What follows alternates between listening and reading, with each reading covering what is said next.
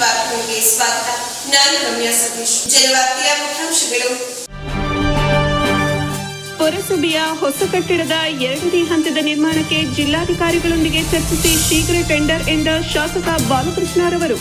ನೂತನ ಪುರಭವನ ಕಾಮಗಾರಿ ವೀಕ್ಷಿಸಿದ ಶಾಸಕರು. ಯುವ ಪೀಳಿಗೆ ಮಾದಕ ವ್ಯಸನದಿಂದ ದೂರವಿರಲು ಅಗತ್ಯ ಕ್ರಮವೆಂದ ರಾಜೀವ್ ಗಾಂಧಿ ಆರೋಗ್ಯ ವಿಜ್ಞಾನಗಳ ವಿಶ್ವವಿದ್ಯಾಲಯದ ಕುಲಪತಿ ಬಿಸಿ ಭಗವಾನ್ ರವರು. ಪಟ್ಟಣದಲ್ಲಿ ಸುದ್ದಿಗೋಷ್ಠಿ ನಡೆಸಿ ಹೇಳಿಕೆ. ಹಾಗೂ ತಾಲೂಕಿನ ಜನರು ಉತ್ತಮ ಆರೋಗ್ಯ ಸೇವೆ ಪಡೆಯುವ ಸಲುವಾಗಿ ಆಯುಷ್ಮಾನ್ ಭಾರತ್ ಯಶಸ್ವಿ ಯೋಜನೆ ನೋಂದಾಯಿಸಿಕೊಳ್ಳುವಂತೆ ಕರೆ ಕೊಟ್ಟ ಶಾಸಕ ಬಾಲಕೃಷ್ಣರವರು. ಅತ್ತಿಹಳ್ಳಿ ಆರೋಗ್ಯ ಇಲಾಖೆಯ ಆಯುಷ್ಮಾನ್ ಸ್ವಾಸ್ಥ್ಯದ ನೂತನ ಆರೋಗ್ಯ ಕಟ್ಟಡಕ್ಕೆ ಭೂಮಿ ಪೂಜೆ ನೆರವೇರಿಸಿ ಹೇಳಿಕೆ.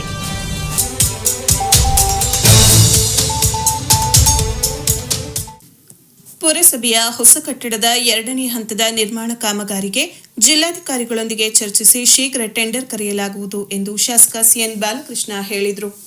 ಪಟ್ಟಣದ ನವೋದಯ ವೃತ್ತದಲ್ಲಿ ಎಸ್ಸಿಪಿ ಯೋಜನೆಯಡಿ 3.25 ಕೋಟಿ ರು ವೆಚ್ಚದಲ್ಲಿ ನಿರ್ಮಾಣಗೊಳ್ಳುತ್ತಿರುವ ಪುರಸಭೆಯ ಹೊಸ ಕಟ್ಟಡದ ನಿರ್ಮಾಣ ಕಾಮಗಾರಿಯನ್ನು ವೀಕ್ಷಿಸಿ ಮಾತನಾಡಿದ ಅವರು, ಎಸ್ಸಿಪಿ ವತಿಯಿಂದ 80 ಲಕ್ಷ ರು ಮಾತ್ರ ಬಿಡುಗಡೆಯಾಗಿದ್ದು 2.45 ಕೋಟಿ ರು ಬರಬೇಕಾಗಿದೆ.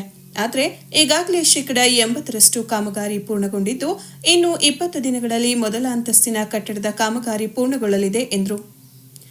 ಮಾರ್ಚ್ ತಿಂಗಳ ಅಂತ್ಯದೊಳಗೆ ಕಾಮಗಾರಿ ಪೂರ್ಣಗೊಳ್ಳಲಿದ್ದು 2ನೇ ಹಂತದ ಕಟ್ಟಡ ನಿರ್ಮಾಣಕ್ಕೆ ಜಿಲ್ಲಾಧಿಕಾರಿಗಳೊಂದಿಗೆ ಚರ್ಚಿಸಿ ಟೆಂಡರ್ ಪ್ರಕ್ರಿಯೆಗೆ ವ್ಯವಸ್ಥೆ ಮಾಡಲಾಗುವುದು. ಮುಂದಿನ ವರ್ಷಾಂತ್ಯದಲ್ಲಿ ಉದ್ಘಾಟನೆಗೊಳಿಸಲಾಗುವುದು ಎಂದು ತಿಳಿಸಿದರು. ಕಟ್ಟಡಕ್ಕೆ ಡಬಲ್ ಲಿಫ್ಟ್ ವ್ಯವಸ್ಥೆ ಅವಕಾಶ ಕಲ್ಪಿಸಿದ್ದು ಈಗಾಗಲೇ ವಿದ್ಯುತ್ ಪರಿಕರಗಳ ಅಳವಡಿಕೆ ಕಾರ್ಯ ನಡೆಯುತ್ತಿದ್ದು ಗುಣಮಟ್ಟದ ಕಾಮಗಾರಿಯಿಂದ ಕಟ್ಟಡವು ನಿರ್ಮಾಣವಾಗಿದೆ. ಇದರಿಂದ ಹೆಚ್ಚು ಅವಧಿ ಬಾಳಿಕೆ ಬರಲಿದೆ ಎಂದರು. ಟಿಎಪಿಸಿಎಂಎಸ್ ಅಧ್ಯಕ್ಷ ವೆಂಕಟೇಶ್ ಮೂರ್ತಿ, ನಿರ್ದೇಶಕ ಅನಿಲ್ ಮರಗೂರು, ಪುರಸಭಾ ಮುಖ್ಯಾಧಿಕಾರಿ ಆರ್ ಯತೀಶ್ ಕುಮಾರ್, ಸಹಾಯಕ ಕಾರ್ಯಪಾಲಕ ಅಭಿಯಂತರೆ ಕೆ ರುಕ್ಮಿಣಿ, ಎಇ ಮಂಜಣ್ಣಗೌಡ, ನವೋದಯ ವಿದ್ಯಾಸಂಸ್ಥೆ ಅಧ್ಯಕ್ಷ ಮಂಜುನಾಥ್ ಹಾಗೂ ಇತರರು ಇದ್ದರು. 3,25,00,000 ರೂಪಾಯಿ ವೆಚ್ಚದಲ್ಲಿ ಮೊದಲನೇ ಹಂತದನ್ನು ನಾವು ಮಾಡಿದ್ವಿ. ಜೊತೆಗೆ ಸೆಲ್ಲರ್ ಮಾಡಿದ್ವಿ. 2 ಲಿಫ್ಟ್ ಪ್ರಾವಿಷನ್ ಕೂಡ ಅಲ್ಲ 3.25 ಕೋಟಿ ಟೆಂಡರ್ನಲ್ಲಿ ಸರ್ ಲಿಫ್ಟ್ ಅಂದರೆ ಪ್ರಾವಿಷನ್ ಕೊಟ್ಟಿದ್ದೀವಿ. ಲಿಫ್ಟ್ ಐಟಮ್ ಇನ್ಕ್ಲೂಡ್ ಆಗಿಲ್ಲ. ಈಗ ಸೆಲ್ಲರ್ ಕೂಡ ಕಂಪ್ಲೀಟ್ ಆಗಿ ಮಾಡ್ಬೋದು. ನನ್ನ ಪ್ರಕಾರ ಒಂದು 15-20 ದಿವಸದಲ್ಲಿ ಕಾಮಗಾರಿ ಮೊದಲನೇ ಹಂತದ ಮುಗಿಯುತ್ತೆ. ಈಗ ನಮ್ಮ ಮುಖ್ಯಾಧಿಕಾರಿ ಕೂಡ ಇಲ್ಲೇ ಇದ್ದಾರೆ. 2ನೇ ಹಂತದಲ್ಲೂ ಕೂಡ ಕೂಡಲೇ ಟೆಂಡರ್ ಕರೆಸ್ತಕ್ಕಂಥದ್ದಕ್ಕೆ ಮನೆಯಲ್ಲಿ ಡಿಸಿಎಂ ಗಮನ ತಂದು ಮಾಡ್ತೀವಿ. ಬಹುಶಃ ಏನಾದರೂ ಮಾಡಿರೋದ 5-6 ತಿಂಗಳೊಳಗಡೆ ಕೂಡ ಬಿಲ್ಡಿಂಗ್ ಮುಗಿಸ್ಬೇಕು ಅಂತಕ್ಕಂಥ ಒಂದು ತೀರ್ಮಾನವನ್ನು ಮಾಡಿದ್ದೀವಿ. ನಮ್ಮ ಎ ಸಿ ಅವರು ಮತ್ತು ಡಿ ಸಿ ಅವರ ಹತ್ರ ಒಂದು ಕೂಡಿ ಚರ್ಚೆ ಮಾಡಿ ಅದಕ್ಕೆ ಕೂಡಲೇ 2ನೇ ಹಂತದ ಟೆಂಡರ್ ಮಾಡಿಸಿ ಈ ಕಾಮಗಾರಿ ಪೂರ್ಣಗೊಳಿಸೋದು ಮಾಡ್ತೀವಿ. ಈ ಕಾಂಟ್ರಾಕ್ಟ್ರಿಗೆ SFC ಯೋಜನೆಯಲ್ಲಿ ಇದುವರೆಗೆ 70 ಲಕ್ಷ ಮಾತ್ರ ಪೇಮೆಂಟ್ ಆಗಿದೆ. ಇನ್ನೂ 2 ಕೋಟಿ ಬಿಲ್ ಬಾಕಿ. ಇದು ಬಹುತೇಕ ನನ್ನ ಪ್ರಕಾರ 90% ವರ್ಕ್ ಇಸ್ ಕಂಪ್ಲೀಟೆಡ್. ಇದು 10% ಇದೆ. ಆ ಫ್ರಂಟ್ ಏನೋ ಇದ್ರದ್ದು ಬೇಡ SS ಹಾಕಬೇಕು ಅಂತ ಹೇಳಿದರೆ ಕಾಂಟ್ರಾಕ್ಟರ್ ಕನ್ವಿನ್ಸ್ ಮಾಡೋದನ್ನು ಕೂಡ SS ಗೇಟ್ನ ಹಾಕ್ಸ್ತಕ್ಕಂಥದ್ದಕ್ಕೆ ಅವಕಾಶ ಮಾಡಿ.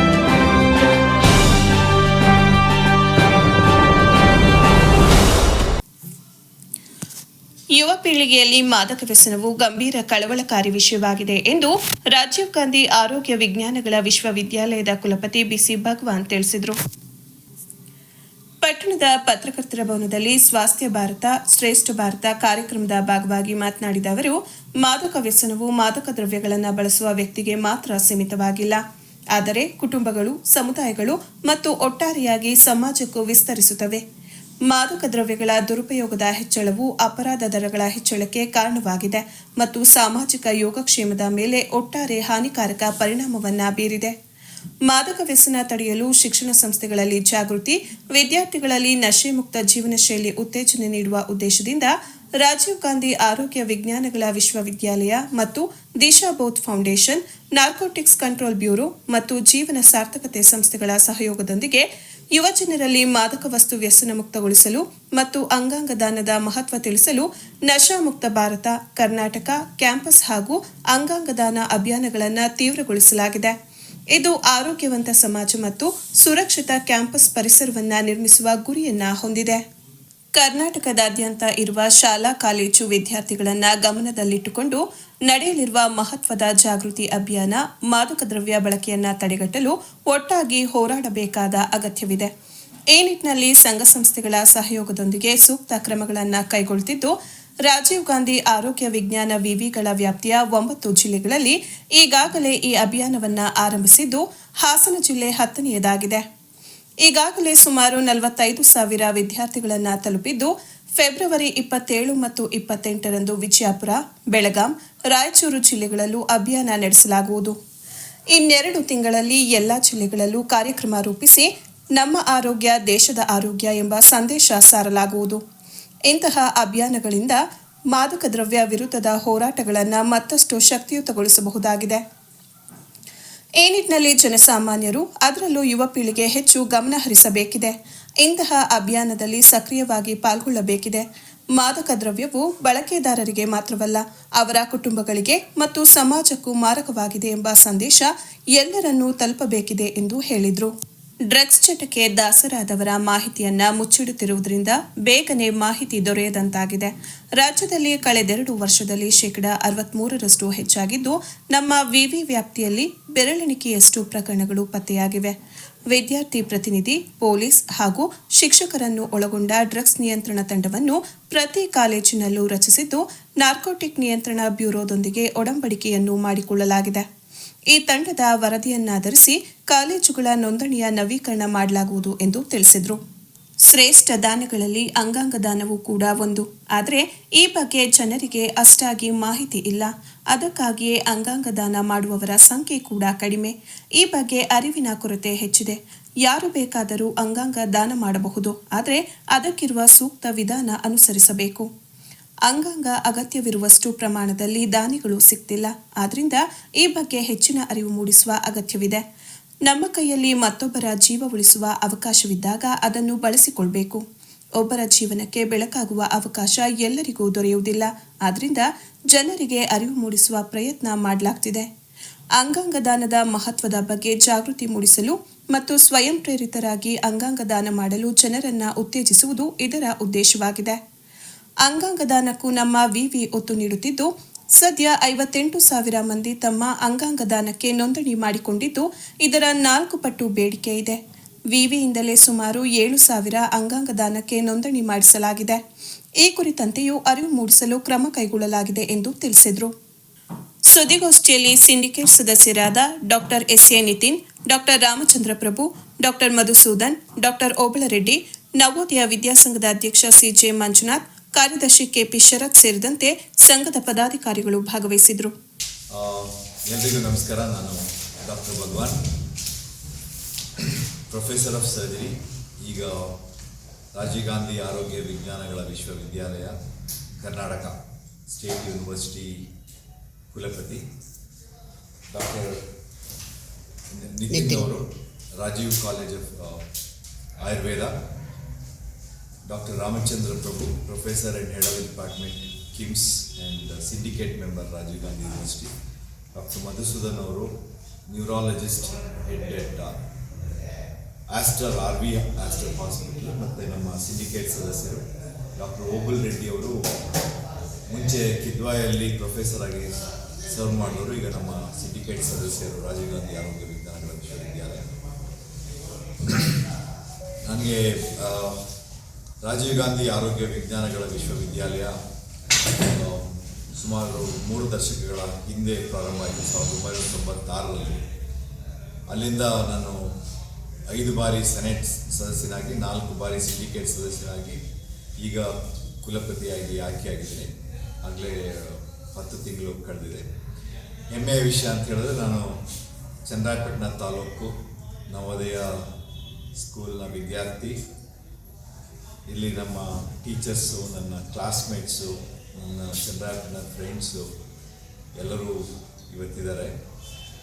ಈ ಹುದ್ದೆ ತಮಗೆ ಗೊತ್ತಿದ್ದಂಗೆ ಒಂದು ಸ್ಟೇಟ್ ಯೂನಿವರ್ಸಿಟಿ ಹುದ್ದೆ ಭಾಳ ದೊಡ್ಡ ಹುದ್ದೆ. ಯಾಕಂದರೆ ನಮ್ಮ ರಾಜ್ಯಕ್ಕೆ ಇದು ಒಂದೇ ಒಂದು ಹೆಲ್ತ್ ಯೂನಿವರ್ಸಿಟಿ.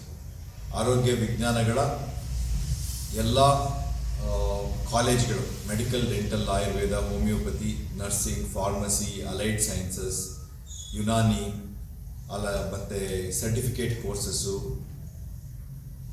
ಇದೆಲ್ಲ ಸಂಸ್ಥೆಗಳನ್ನು ಒಳಗೊಂಡು 1500ಕ್ಕೂ ಹೆಚ್ಚು ಸಂಸ್ಥೆಗಳು ಇವತ್ತು ನಮ್ಮಲ್ಲಿದೆ. ಮತ್ತು ರಾಜ್ಯದಲ್ಲೇ ಇದೊಂದು ಮಾದರಿ, ದೇಶದಲ್ಲೇ ಮಾದರಿಯಾದಂಥ ಯೂನಿವರ್ಸಿಟಿ. ಬೇರೆ ಎಲ್ಲ ಯೂನಿವರ್ಸಿಟಿಗಳು ನಮ್ಮ ಯೂನಿವರ್ಸಿಟಿ ಫಾಲೋ ಮಾಡುತ್ತೆ. ಅಫಿಲಿಯೇಷನ್ ಮ್ಯಾಟ್ರ್ ಇರ್ಬೋದು, ಎಕ್ಸಾಮಿನೇಷನ್ ವಿಷಯಕ್ಕಿರ್ಬೋದು, ಹಾಗೂ ಆಡಳಿತ ವಿಚಾರಗಳಲ್ಲಿ, ಪಾಲಿಸಿ ಮೇಕಿಂಗಲ್ಲಿ ನಮ್ಮನ್ನು ಫಾಲೋ ಮಾಡ್ತಾರೆ. ಇಷ್ಟು ವರ್ಷ ನಾವು ಸುಮಾರು ಪ್ರತಿ ವರ್ಷ 60,000 ವಿದ್ಯಾರ್ಥಿಗಳಿಗೆ ಡಿಗ್ರಿ ಸರ್ಟಿಫಿಕೇಟ್ ಕೊಡ್ತೀವಿ. 3 ಲಕ್ಷಕ್ಕೂ ಹೆಚ್ಚು, 3.5 ಲಕ್ಷಕ್ಕೂ ಹೆಚ್ಚು ವಿದ್ಯಾರ್ಥಿಗಳು ನಮ್ಮಲ್ಲಿ ಕಲಿತಾ ಇದ್ದಾರೆ. 40,000ಕ್ಕೂ ಅಧಿಕ ಟೀಚರ್ಸ್ ಇದ್ದಾರೆ. ಈ ಹೆಲ್ತ್ ಯೂನಿವರ್ಸಿಟಿ ಪ್ರಾರಂಭ ಆದಾಗಲಿಂದನೂ ನಾವು ಈ ಶೈಕ್ಷಣಿಕವಾಗಿ ಮಾತ್ರ ಸ್ವಲ್ಪ ಜಾಸ್ತಿ ಕಾನ್ಸಂಟ್ರೇಟ್ ಮಾಡ್ತಾ ಇದ್ವಿ. ಕೆಲವು ವಿಷಯಗಳಲ್ಲಿ ಯೂಸ್ ಟು ರೀಚ್ ಪಬ್ಲಿಕ್ ಮತ್ತು ವಿದ್ಯಾರ್ಥಿಗಳಿಗೆ, ಶಿಕ್ಷಕರಿಗೆ ಮಾಡ್ತಾ ಇದ್ವಿ. ಈಗ ನಾನು ಕುಲಪತಿಯಾಗಿ ಆಡಳಿತ ಶುರು ಮಾಡಿದ ನಂತರ ನಮ್ಮ ಯೂನಿವರ್ಸಿಟಿನ ಈ ಸಮಾಜದ ಸ್ವಾಸ್ಥ್ಯದ ಕಡೆಗೆ, ಆರೋಗ್ಯದ ಕಡೆಗೆ ಮತ್ತು ವಿದ್ಯಾರ್ಥಿಗಳಿಗೆ ಹೆಚ್ಚಿನ ಗಮನ ಹರಿಸೋದ್ರ ಬಗ್ಗೆ ಕಾರ್ಯಕ್ರಮಗಳನ್ನು ಆಯೋಜಿಸಿದ್ವಿ. ಸುಮಾರು 15ಕ್ಕೂ ಹೆಚ್ಚು ಇನಿಷಿಯೇಟಿವ್ಸ್ ಅಂತ ಹೇಳ್ತೀವಿ.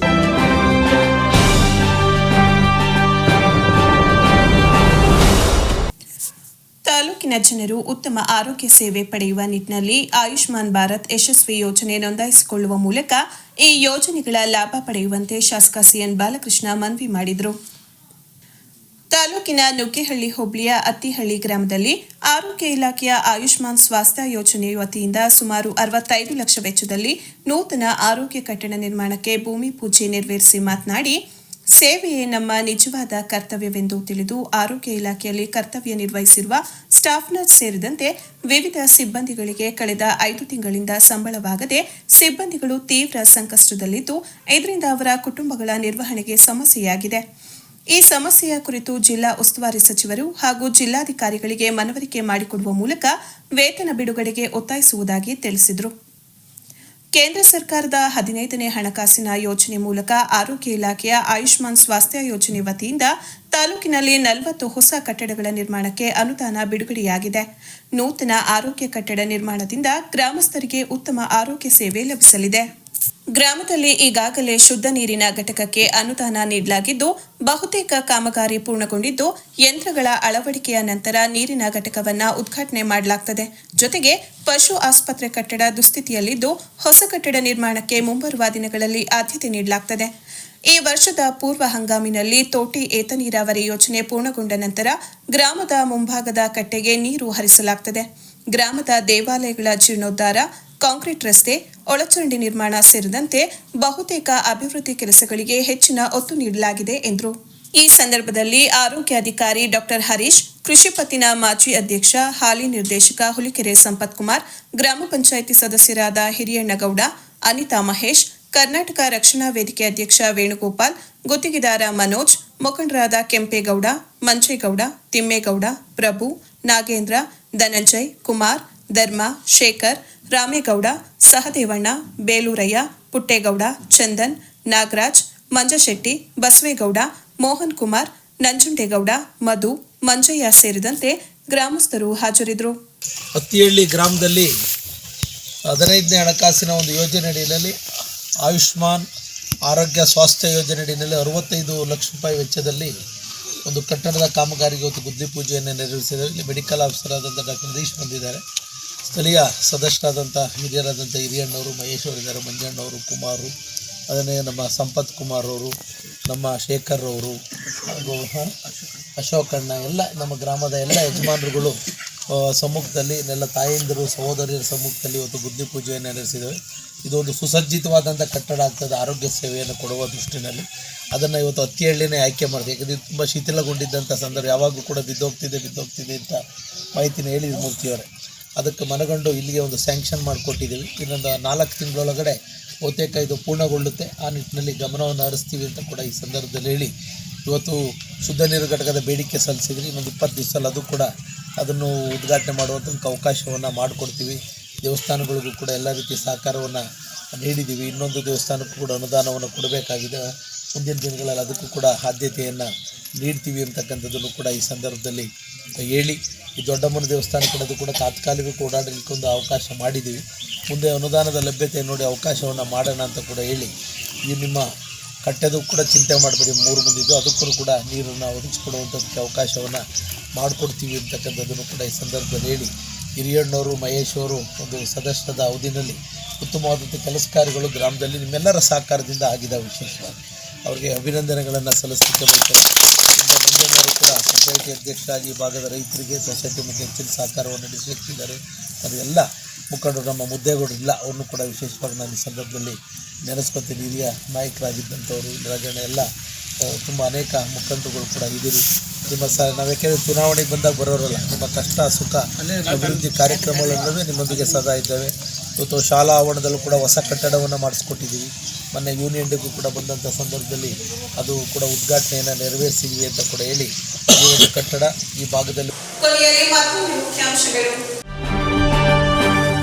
ಪುರಸಭೆಯ ಹೊಸ ಕಟ್ಟಡದ 2ನೇ ಹಂತದ ನಿರ್ಮಾಣಕ್ಕೆ ಜಿಲ್ಲಾಧಿಕಾರಿಗಳೊಂದಿಗೆ ಚರ್ಚಿಸಿ ಶೀಘ್ರ ಟೆಂಡರ್ ಎಂದ ಶಾಸಕ ಬಾಲಕೃಷ್ಣರವರು. ನೂತನ ಪುರಭವನ ಕಾಮಗಾರಿ ವೀಕ್ಷಿಸಿದ ಶಾಸಕರು. ಯುವ ಪೀಳಿಗೆ ಮಾದಕ ವ್ಯಸನದಿಂದ ದೂರವಿರಲು ಅಗತ್ಯ ಕ್ರಮವೆಂದ ರಾಜೀವ್ ಗಾಂಧಿ ಆರೋಗ್ಯ ವಿಜ್ಞಾನಗಳ ವಿಶ್ವವಿದ್ಯಾಲಯದ ಕುಲಪತಿ ಬಿಸಿ ಭಗವಾನ್ ರವರು. ಪಟ್ಟಣದಲ್ಲಿ ಸುದ್ದಿಗೋಷ್ಠಿ ನಡೆಸಿ ಹೇಳಿಕೆ. ಹಾಗೂ ತಾಲೂಕಿನ ಜನರು ಉತ್ತಮ ಆರೋಗ್ಯ ಸೇವೆ ಪಡೆಯುವ ಸಲುವಾಗಿ ಆಯುಷ್ಮಾನ್ ಭಾರತ್ ಯಶಸ್ವಿ ಯೋಜನೆ ನೋಂದಾಯಿಸಿಕೊಳ್ಳುವಂತೆ ಕರೆ ಕೊಟ್ಟ ಶಾಸಕ ಬಾಲಕೃಷ್ಣರವರು. ಅತ್ತಿಹಳ್ಳಿ ಆರೋಗ್ಯ ಇಲಾಖೆಯ ಆಯುಷ್ಮಾನ್ ಸ್ವಾಸ್ಥ್ಯದ ನೂತನ ಆರೋಗ್ಯ ಕಟ್ಟಡಕ್ಕೆ ಭೂಮಿ ಪೂಜೆ ನೆರವೇರಿಸಿ ಹೇಳಿಕೆ.